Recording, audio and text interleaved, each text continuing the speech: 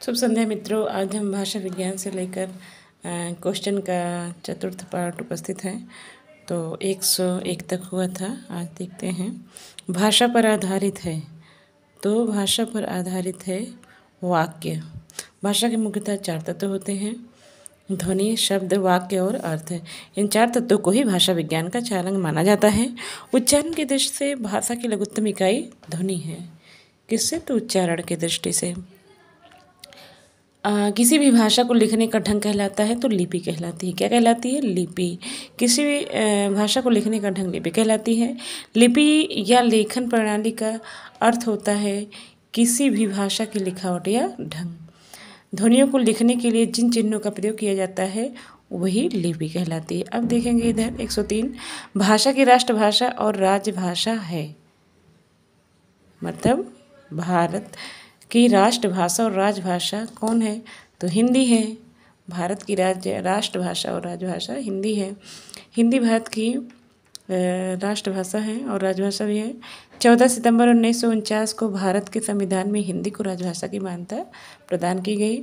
अनुच्छेद 343 में वर्णित है कि संघ की राजभाषा हिंदी और लिपि देवनागरिक होगी। भारतीय संविधान के भाग 17 में अनुच्छेद 343 से 351 तक जो है किसका वर्णन है? तो राजभाषा का प्रावधान किया गया है।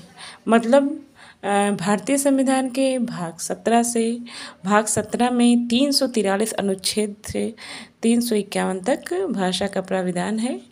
और हम देखेंगे कि 8वीं अनुसूची में 22 भाषा का भी उल्लेख हुआ है।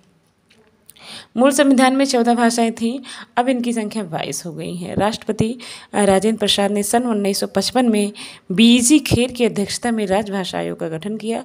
इस आयोग में 21 सदस्य थे। तो कितने सदस्य थे? 21 सदस्य थे। शैली से देवनागरी, बंगला, गुरुमुखी आदि लिपियों का विकास हुआ है। तो हम देखेंगे कि उत्तरी शैली से कैसे? उत्तरी शैली से देवनागरी, बंगला, गुरुमुखी आदि लिपियों का विकास हुआ है।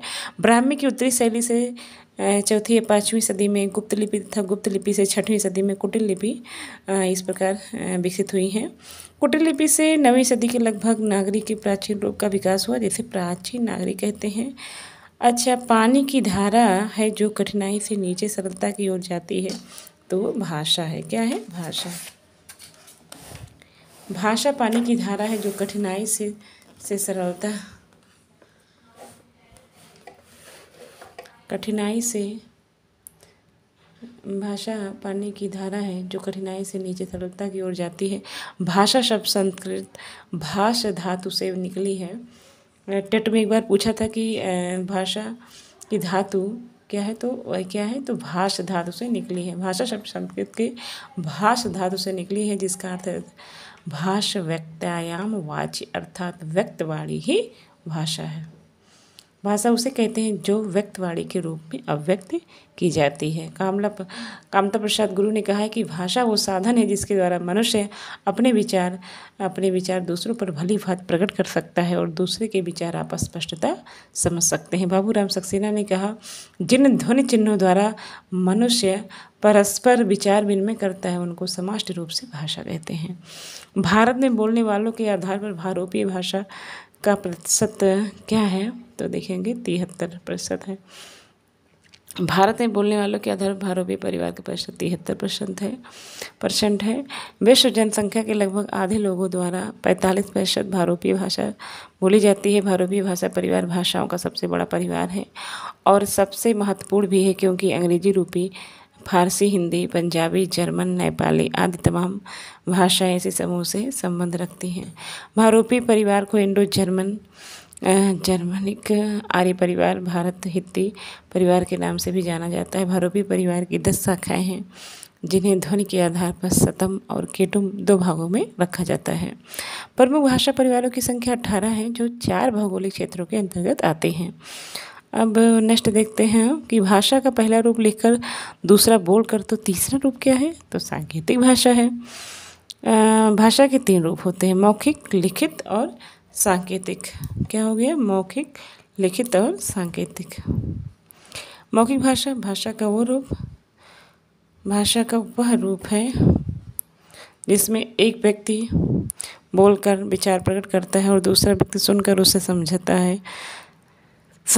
है और मौखिक भाषा कहलाती है।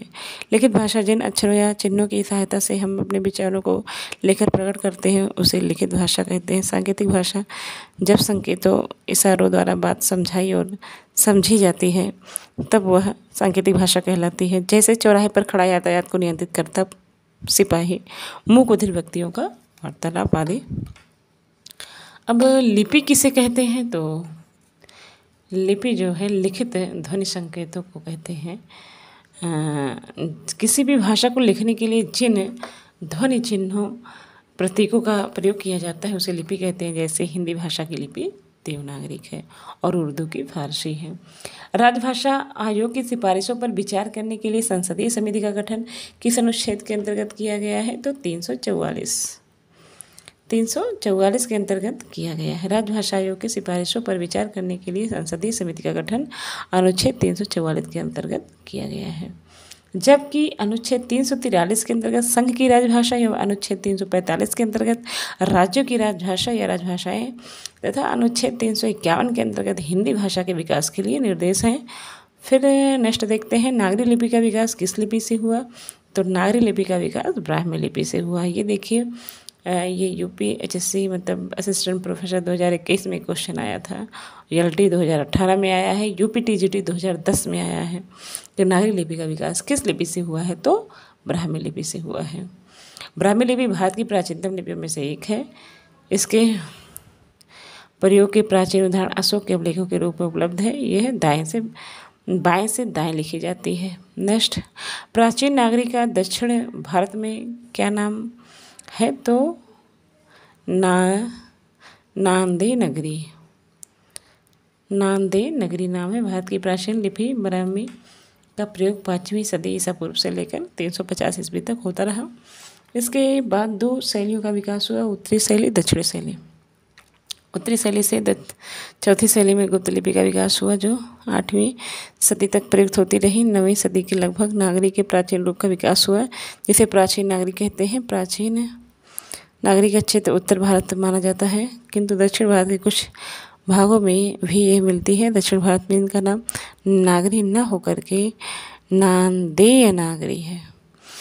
नेक्स्ट, किस विद्वान ने सर्वप्रथम आर्य भाषाओं के अध्ययन की ओर भाषा वैज्ञानिकों का ध्यान आकृष्ट किया? तो आपका हो जाएगा हार्ले।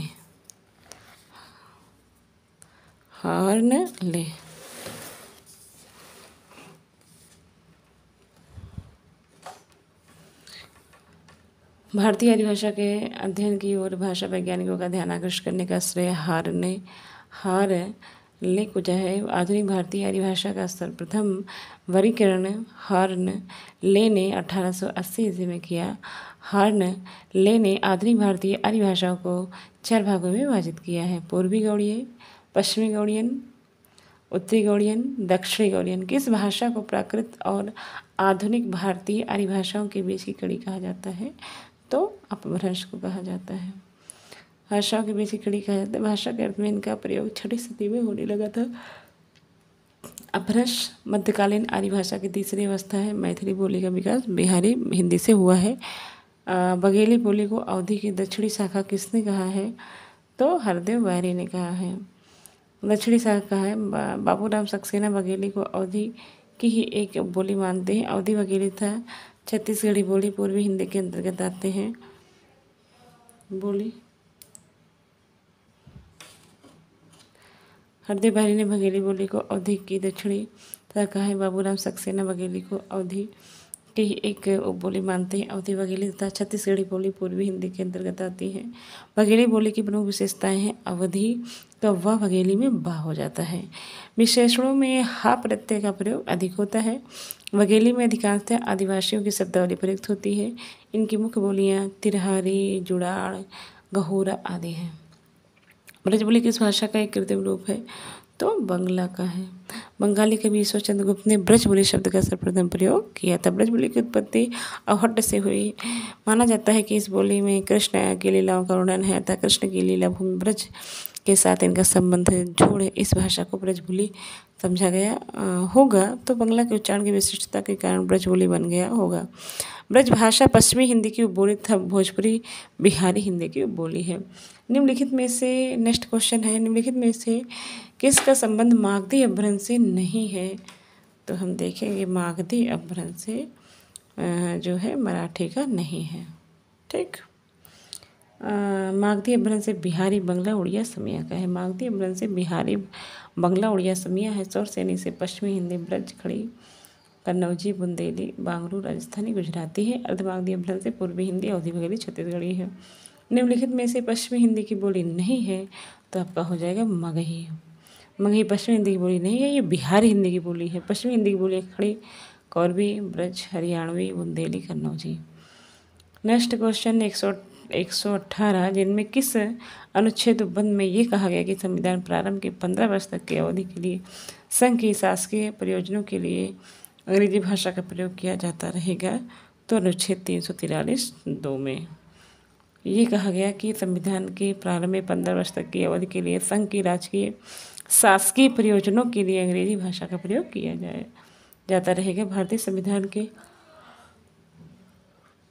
अनुच्छेद 343 में संघ की राजभाषा की बात की गई है, जिनके खंड एक अनुच्छेद 343 फर्स्ट में संघ की राजभाषा हिंदी और लिपि देवनागरी तथा शासकीय प्रयोजनों के लिए प्रयोग होने वाले अंकों का रूप भारतीय अंकों का अंतर्राष्ट्रीय रूप मानने की बात है। अनुच्छेद 351 में भारतीय संघ के एक कर्तव्य के रूप में हिंदी भाषा का प्रचार एवं उत्थान करने का उल्लेख किया गया है। कौन सी लिपि दाईं ओर से बाईं ओर लिखी जाती है? तो आपकी फारसी हो जाएगी। कौन सी भाषा द्रविड़ परिवार की नहीं है? तो आपका हो जाएगा द्रविड़ परिवार में बंगाली भाषा जो है नहीं है। बंगला भाषा जो है भारतीय परिवार की भाषा है, जबकि कन्नड़ मलयालम तेलुगु तीनों दक्षिण द्रविड़ परिवार की भाषाएं हैं। बंगाली भारतीय परिवार की भाषा है। भारत की संपर्क भाषा क्या है? तो संपर्क भाषा हिंदी है, जबकि विश्व की संपर्क भाषा अंग्रेजी है।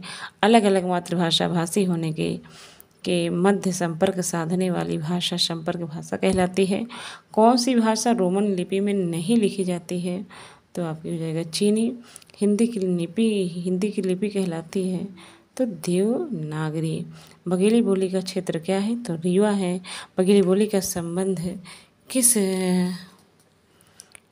जो है हिंदी की बोलियों के किस वर्ग से है? तो आपका हो जाएगा पूर्वी हिंदी। वैज्ञानिक तथा तकनीकी साहित्य के प्रणयन हेतु आवश्यक शब्दावली और साहित्य सामग्री निर्माण के लिए भारत सरकार ने 1961 में किस आयोग की स्थापना की? तो वैज्ञानिक और तकनीकी शब्दावली आयोग की स्थापना की। हिंदी प्रदेश के पश्चिमी भाग में किस बोलियों के सामूहिक नाम को क्या कहते हैं? तो पश्चिमी हिंदी कहते हैं। मानक हिंदी का विकास किस बोली से हुआ है? तो मानक हिंदी का विकास खड़ी बोली हिंदी से हुआ है। स्वाधीनता आंदोलन के दौरान हिंदी किसका पर्याय बनी? तो राष्ट्रीय एकता का। वर्तमान हिंदी का खड़ी बोली नाम किस कारण पड़ा है? तो आपका हो जाएगा वर्तमान हिंदी का खड़ी बोली नाम इसलिए पड़ा क्योंकि इसमें खड़ी मात्रा का प्रयोग अधिक होता है, अन्य सभी तर्क त्रुटिपूर्ण हैं। व्याकरण में भाषा का विश्लेषण किस स्तर पर किया गया है? तो शब्दावली तथा अनुवाद के स्तर पर। धन्यवाद। नेक्स्ट वीडियो में हम आगे क्वेश्चन देखेंगे। प्लीज़ सब्सक्राइब करें और लाइक करें। धन्यवाद।